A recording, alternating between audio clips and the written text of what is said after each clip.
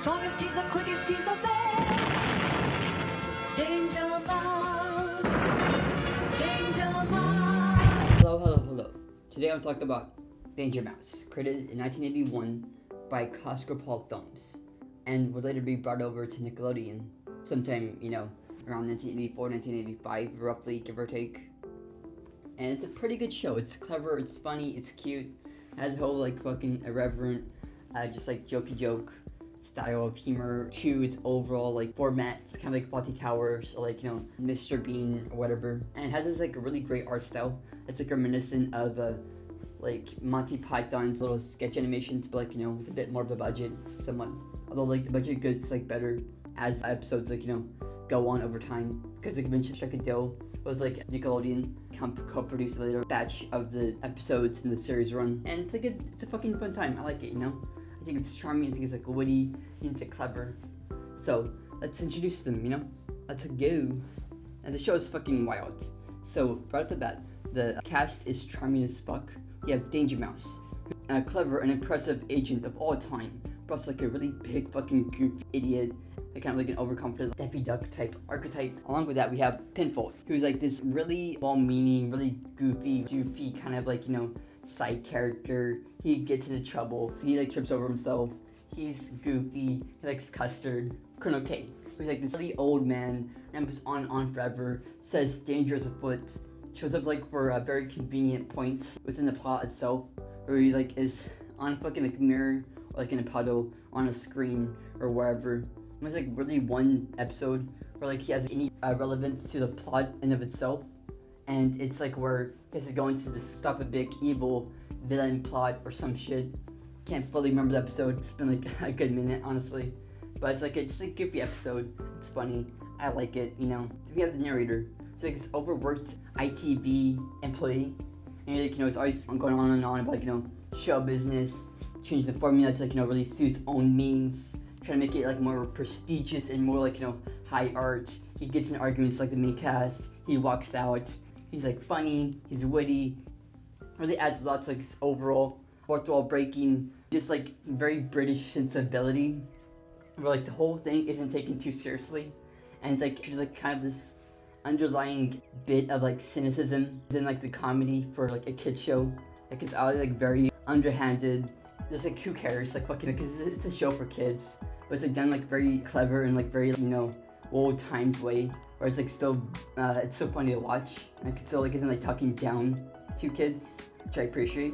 And then we have a couple of side characters who aren't too important. There's Professor Henrik von Squawkencluck, a German mad scientist, flying officer Buggles Pigeon, who's a minor character who saves the deal sometimes here and there, occasionally. Then we have Agent 57, who has molecules mixed up to make him transform into anything he needs to for a mission, but can't turn back into himself. So that's kind of tragic, but it's treated for comedy. And that's the whole fucking purpose of the entire show of itself.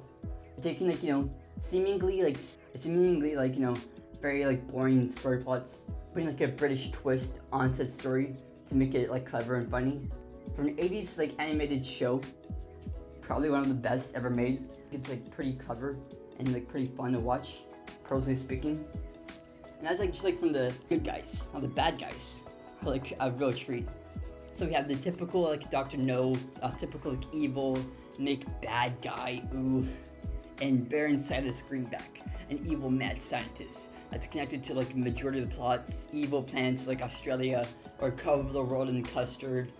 Still secret agent plans, where he wants to take over the entire universe, pull the whole Earth apart, or some big evil villain shit.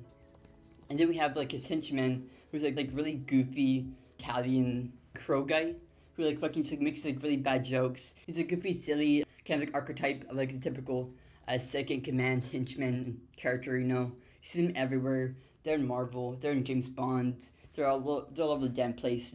Stupid ass fucking henchmen characters. They're fucking everywhere. You can't get rid of them. They're fucking you can throw a rock at a dumb fucking henchman character in any direction, and it's all over fucking media. You get this character, his archetype. You get the whole fucking point behind his whole shtick of being a big, goofy, tall Italian man, and he's a crow. So He's fun. Like, my favorite character, probably a star of like 5, 6 episodes at most, which is like fucking so criminal. He's like really funny, and I like him a lot. We have Count Duckula. He was like the star of his own animated show spinoff later on. Fucking just really clever and really funny. He's a bloodthirsty vampire. He wants to take over the world, but mostly he wants show business. He wants to be a star, to be fucking famous. He wants to be like on the Hollywood Walk of Fame. He wants to be fucking everywhere. He wants his name in lights. That's just funny, you know. I like him. He's cool. And like the fourth, I guess, like, you know, important characters would be like JJ Quirk, a Scottish alien who wants to take over the world. And that's like his whole deal. Is that he's like fucking Scottish. It's like aggressively hard to like know what he's like saying. Cause you know, like, get it? He's Scottish. They have like really weird accents. That's a joke. Ha ha ha. And that's why he's like fucking alien for some reason. El Loco, who's like a really bad Mexican stereotype, but like in 1985 from his like first fucking episode appearance, and he's like really aggressive, and it's not great. Like, oh my god, is it not great? Then we have like fourth dimensional god, a Satan evil demon version of Danger Mouse, biker Mongols, and like that's the overall like, you know, cast roundup of like all the very pretty reoccurring kind of like important characters mostly. And you have like a couple of like, you know, side characters showing up here and there, but they're not like too important, like too like, you know, relevant to the overall like plots of like most episodes. So I didn't really bother with those guys, you know. It's like one-off bad guys here and there. Who cares?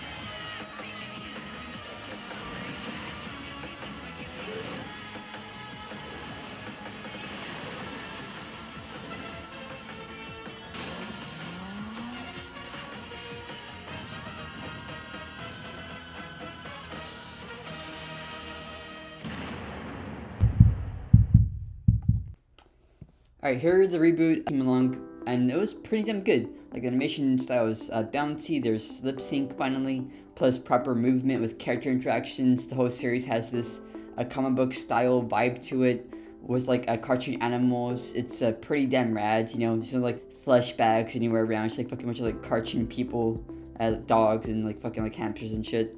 Like, the colors and art direction just work for me in a different way to how well the 1981 show worked for me. The humor is like irreverent, silly, and like so fucking overly British own way of carrying itself. Like, there's moments where the show just lays down these wild takes or references, and it feels solid and lands so fucking well for me. Like the character of Bad Boy, when we first meet him, and it's this generic punk rock character that actually used to be a scientist for Colonel K at the old agency. He was hit with like just a machine that made him evil, rude and shit. Or Danger Mouse and Pinfault went back in time and faced Queen of Weevils, and it mirrors this early episode of like the 80s show where like the narrator like sent like the team back in time, Robin Hood, whatever narrator felt like it. And it's just fucking funny and so clever and like charming and just like cute and shit. Approach that goes how an episode of Fairly Odd Parents or Loud House would approach a storyline these days, as opposed to like how an 80s show would approach things like back in the day. And it feels like more akin to like, I guess, like more modern animated shows, again, like regular show, like Garage Band, more like in that kind of like terms. Quality behind it, which isn't like an insult or like a degradation of like series. It's like so good, but it still like stands out in like a way that's opposed to like how well the original stood out as like its own really unique thing compared to like the slop of toy-based cartoons of the 80s. Where this one stands out for being like different compared to the original in terms of like how it carries itself as a show, but it's not like so aggressively different. Like, there's like more shows like along that same quality of animation and comedy. Again, it's like more in line with like modern show sensibilities from like 2015 and the standards of that time. Doesn't mean like it's inherently valueless in like how well the show holds up. It's still like really fucking funny. I'm not gonna be as detailed about the show as the original, because like they're both like a similar wavelength of like how they approach storylines and bad guys, just like with more variety. updated characters like Squawk and Cluck is now like lady scientist, and she's like Scottish now. This new character called Pink Dawn, and it's like an over-the-top, rich like money bucks from Powerpuff Girls. Baron Greenback has a daughter now. What? And like fucking Jeopardy Mouse, who's like this counterpart to Danger Mouse from America, and she's like this fucking cocky ass motherfucker mouse character who always gets like on his nerves. Porker's no longer like a Scottish alien, little imp guy. Now has like fucking this like mouse stomach that also talks. Like, so weird. The only thing is this sequel to the original show, but like Mark III is a sentient car. The 80s they go back to is over the top, but not like the original show and like how that one looks. It's not really sure or clear like how close to the original show it appears to be, because like in some regards it feels like it's a continuation to the 81 series, but again, characters are not the same as the 81 series. They seem to be around the same age as each show was, and they don't reference any direct like connections to the original show outside of, again, like the Mark III. I feel like I references here and there, but over the top or anything like too extravagant.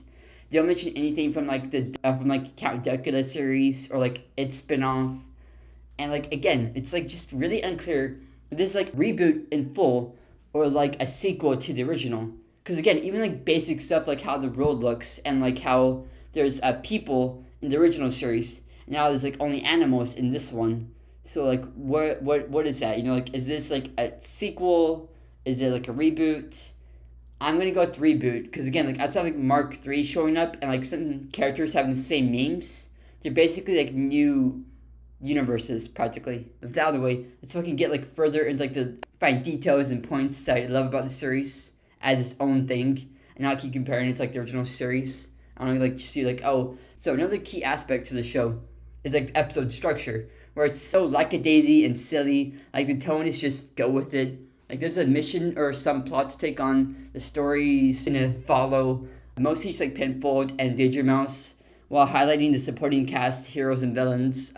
It's breezy, loose, and silly, where clearly you're supposed to just go with the show on its level. It's not serious. Don't worry about it, you know? It's like fucking, it's not like a big, serious, fucking epic, massive plot. It's all like maybe 2 or 3 episodes, or it's like there's a 2-parter. You know, like fucking like this big evil tech billionaire guy seemingly like kills Danger Mouse at the end of season 1. Then opening season 2, we follow up like what happened to him. Or like again, mostly it's not too heavy in terms of like story plots, or in terms of like big, epic, dangerous stuff.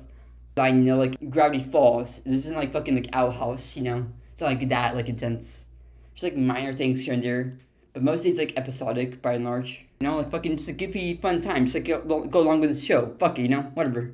Then like we have Pinfold, his loyal sidekick, is told like, no joke, a day after he thinks his friend dies. Colonel is like, oh shit. Fucking like goofy, it's fun, it's silly. I don't want to go too far into like the show itself, because it's again just like the broad feelings on the series as a whole. But I enjoy it, I like it, I feel like it's very much its own thing while still being very funny and unique and memorable. I heavily recommend it. I fucking love the characters, I love the art style, I love the fucking like storylines behind it. Some of my favorite had to be this like riff on like the whole haunted horseman, like headless horseman guy.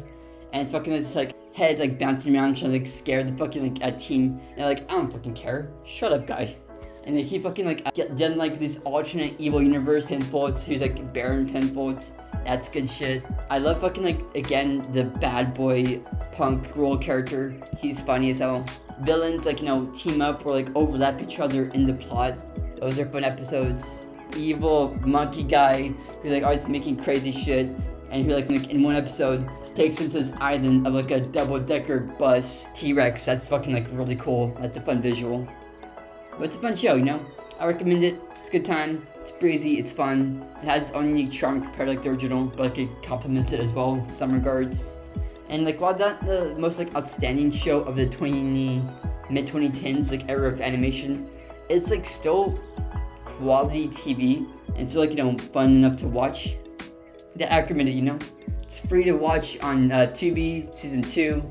I think they like the entire series like available to watch over on Netflix. I watched it season 1 through like a totally legal means.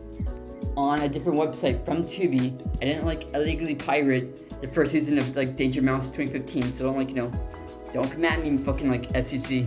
I didn't break the law. Shh, that's not me. I wouldn't like ever pirate TV. Never. I could not imagine doing that shit. No. And then like, you know, I'll come back and like talk to you guys about a little video project I want to like try next time that's like a bit different from I made for a while now, and it's making like a new